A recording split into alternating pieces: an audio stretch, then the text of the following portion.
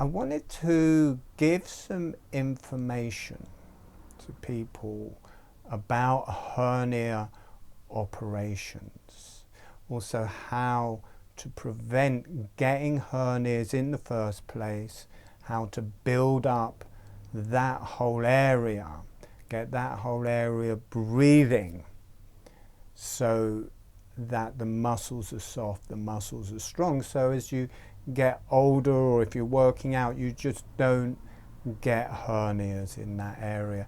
But also I want to give important information about hernia treatment. I think every healer, osteopath, everybody in the healing profession should know this information, especially in the UK. So I recently, through an accident, pulled a inguinal hernia, which is in the groin, and it's next to impossible to heal that naturally because gravity is just opening it all of the time. I'm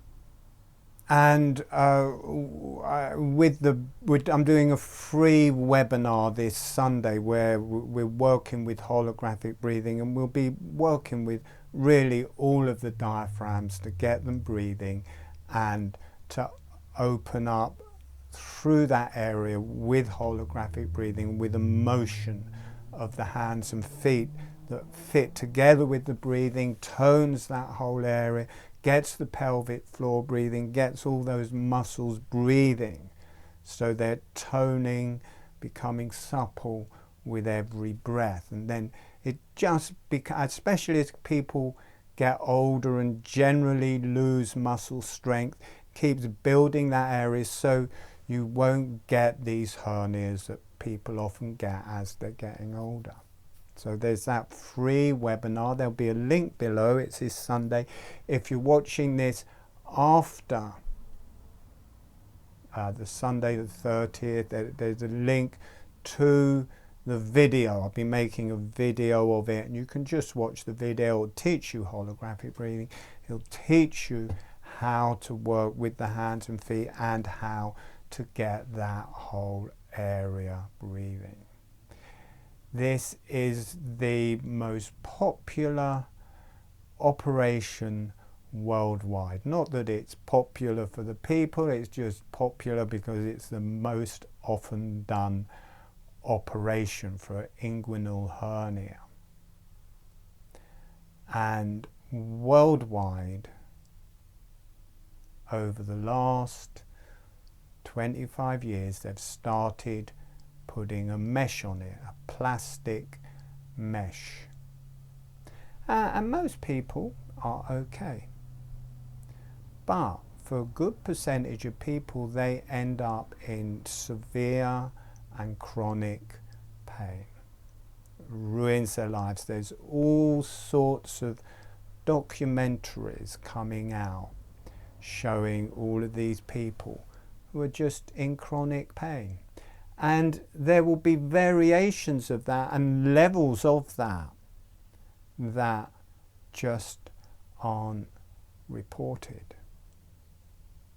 And what you've got in the inguinal hernia, you've got the inguinal canal, which the blood supply and the nerves and the different things going down to the testes. In the women, I'm not sure. I think it's just a canal. I'm not 100% sure of the anatomy, but there's an inguinal canal, and then there's a weakness, or there becomes a weakness around it, and then the intestines can start poking out through that, and that is the hernia. Now in the old days they just used to tighten that, go in with a needle and thread, tighten that up and pull it back around the inguinal canal. But over the last 20 years or so, it's like a big sticky plaster, you know, kind of quite big, and it goes around that cord, that canal, and they just stick it on and stitch it up. They don't address the muscles underneath it. And what happens is the muscles grow into that, and the nerves grow into that. So the muscles aren't working anymore. They're just part of this mesh, and it kind of becomes solid. And I was watching one of the videos, and there's a surgeon, German surgeon, who just removes these mesh for people in chronic pain. She's done hundreds or maybe thousands of those operations. Big, horrible operation, because all of the muscles and nerves get integrated into this thing. He said 99.9 or 99%. I'll leave a link to the documentary below of people where she's removed the mesh. The chronic pain goes, the pain goes, they're relieved. So I'm faced with this operation now because I had this injury, and I didn't know about this problem with the mesh and people suing the doctors and different things. I just didn't know about. But because of my job as the founder of holographic breathing and teaching breathing and this breathing motion through the whole body, I wanted that after the operation that area carried on breathing. And I asked, I said, I don't want this mesh that people are talking about. I just want it stitched up so the muscles are pulled in and the muscles are there and they can work again. And he talked me around. I mean, I paid £200 for that top surgeon to talk me out of doing that. You know, lots of information. You know, he said, only 4%, there's only 4% of chronic pain. But you don't know how much is being documented, how much is being reported, what levels of chronic pain. In the documentary, they said it's more like 10 to 30% chronic pain from a mesh operation. And I hadn't watched those before those. So I went into this interview thinking, yeah, I just want them to stitch up. I'm old, I'm 65, but I walk a lot, I breathe a lot, that area is kind of okay, there's a good tension in the muscles there, and they can fix that. But no, he said, no, just use the mesh, it's quick, this, that, and the other. And after that, because I wasn't going to do it on the National Health, because it 2 years or something to get an operation, a long time to get the operation. But then directly after that, I started seeing these documentaries, one after another, showing the horrific effects of this on anywhere with mesh. But this is the favourite operation, or the most done operation, so it's mainly around that. And with women who've given birth and they're peeing more than they want, they support that whole area with the different, not just one, big bands of mesh going in all directions. Women have died from that. And the mesh doesn't stay where it is, it starts moving around. People start having mesh coming out of their anus. You know, it started in one place, but it's gone through different organs and started moving through the body. And naturally, they're throwing it out through the rectum. It's gone through the wall of the rectum. They think they've got piles or something. The doctor's pulling out bits of mesh. The nerves go into it, and then every time it moves, you've got these sharp pains running through your body. Would you want to take that chance? Now, the doctor had told me that, you know, I can't remember whether he just put me off or he said it's going to reoccur, or people to say it reoccurs if you just have it stitched up, you know. You know. So I was watching these videos and I started looking around for the alternatives of having it stitched up. One, I think it's called the Shouldice operation. And I thought, well, it's probably going to be really expensive, probably going to have a high reoccurrence.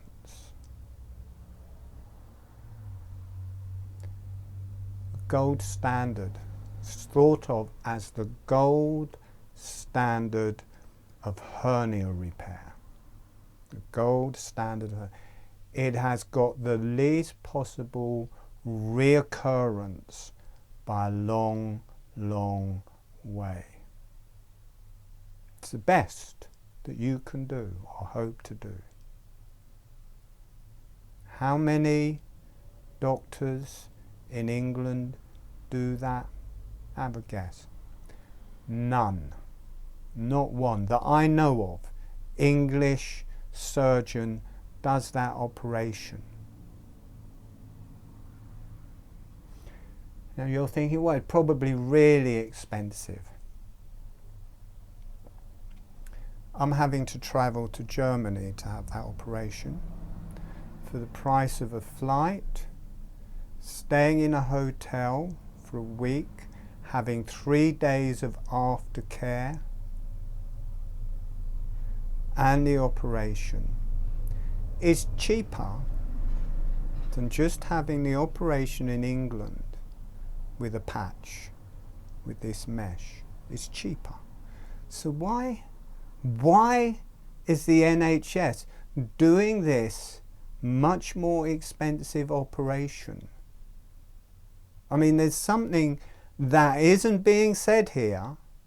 There's something hidden that nobody knows about, is not publicized. Maybe these manufacturing companies that are making this mesh, going out for all of it, because it's not just hernias, for muscle things they stick it in, for supporting the vagina, for supporting the whole genitalia, different areas of the body. This mesh worldwide is being used.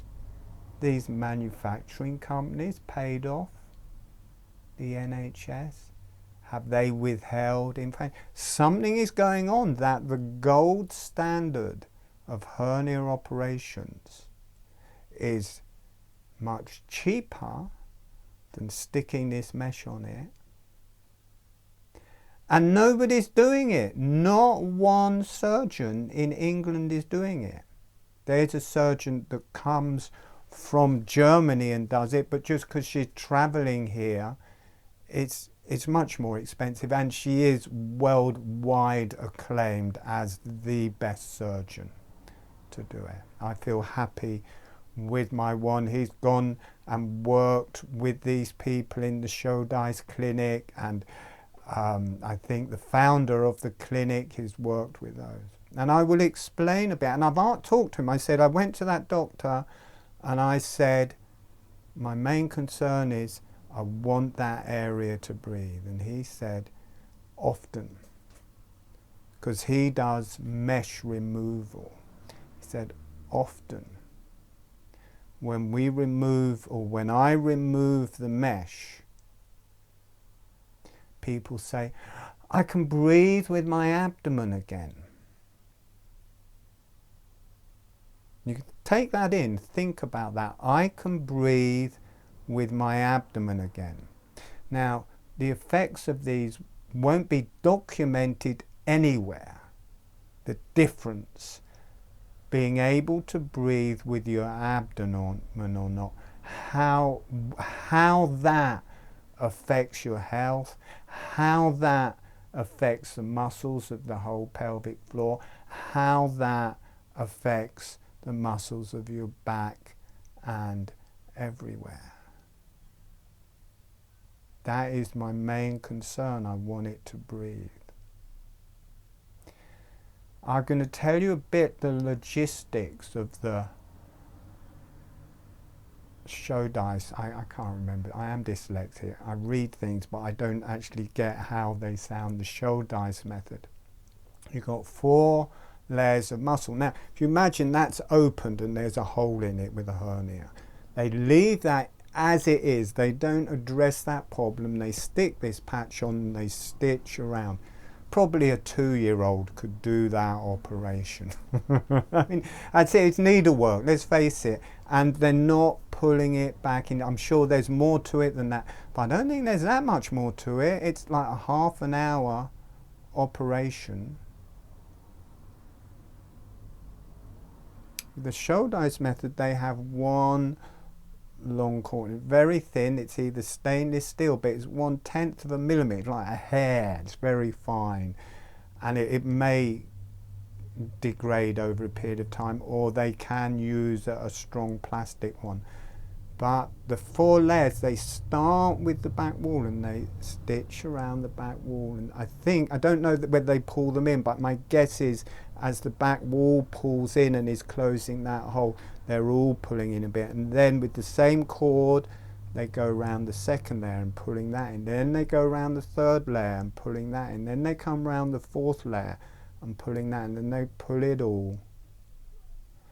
This is my guess. They described it a bit, but this is what I think they're doing, because it's just one long stitch, and they pull those muscles in around whatever that canal is causing. So it's tight again, and it's got this very fine thread of staining instead of this huge, great plastic mesh that doesn't just move through your body, catch nerves, mesh with all of the muscles. It degrades, and you've got all of those fine bits of plastic going into the organs, going through your body, going everywhere.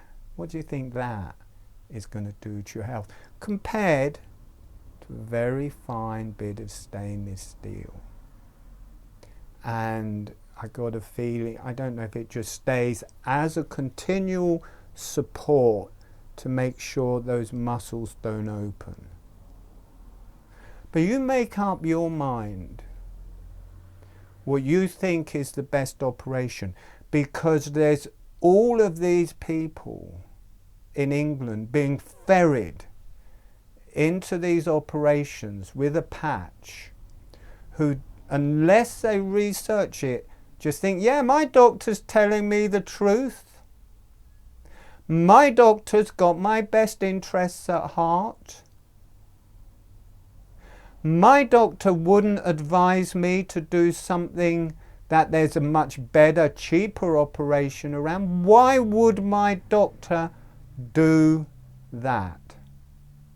So you've got the whole of England. I mean, it must be a lot of people. Otherwise, there would be other surgeons in England doing it a different way. Every osteopath, every health practitioner needs to hear this. So if they know people, they can let them know what this mesh does to you, and that there are alternatives. Good alternatives, probably better alternatives. And for me, I don't know 100%, but if those muscles are supported around those areas, and those muscles are just pulled in and held, those muscles will breathe as they're meant to breathe, as they were breathing, and that will spread out. So I will be able to keep, hopefully, the breathing motion of my pelvis. Now, I would pay a lot more for that operation, but I'm traveling to Germany. It's a kind of similar price with all of the, you know, the aftercare in England. There's no aftercare. It's either paying another £200 to go and stay in London or see someone in London per time, or you can, they advise to stay overnight, which is I think £1,000, then be another £200 for a surgeon to come and look at it and check that it's okay. So this guy, he's experienced, it's a bio hernia something, and they had 3 specialists. There was this lady who is expensive and the top in the world. This other guy who seems to be the second in Germany, and then there's a third. And he deals with lots of athletes. He does this particular operation, he said, 500 times a year. He's obviously doing other hernia operations, but this particular one, 500 times a year. So he's got a lot of expertise. So I can go to him, have the operation. I'm in a hotel next to the hospital, and he will come and visit me each day for 3 days after the operation. Make your own mind up. What would you like to do? Will you just believe your doctor? There's nothing wrong with mesh. Do you really want to believe that, or do you want to investigate it a bit? I will leave 3 links to different documentaries talking about the mesh. You may be absolutely fine. I'm not saying, you know, it is a minor thing. It's a minor amount of people end up in chronic pain. Debatable how minor that is. So you may be absolutely fine. Or is this just somehow conveyor belt surgery where they're just sticking on a plaster?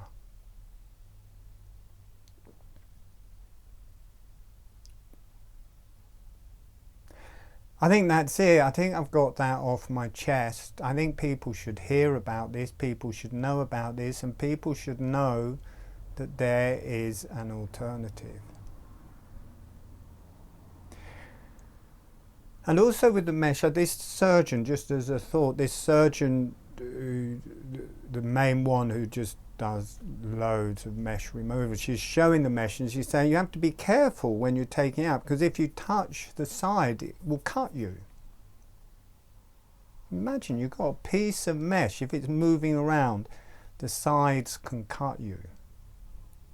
Now I don't know if that is true in the operation, but she's saying it of getting it out, you have to be aware of the sides because you can be cut. Now I'm not sure if that's just because she's cut the mesh and it's the sides that are actually cut, but these mesh, they break up as well.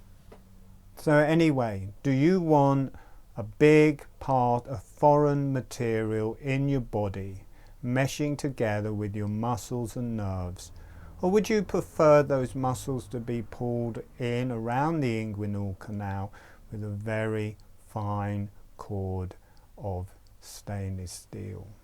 I know what I want, and I thought I'd let everyone know what I want, and then if they want to do the same they can. Right, come to my webinar this Sunday. If it's too late to come to the webinar, click on the recording. We'll be working with holographic breathing to build up that whole area, so you won't even need the operation. I go one thing further, I teach it free. You can avoid having the operation in the first place. All right, thank you for listening. Good to get that off my chest.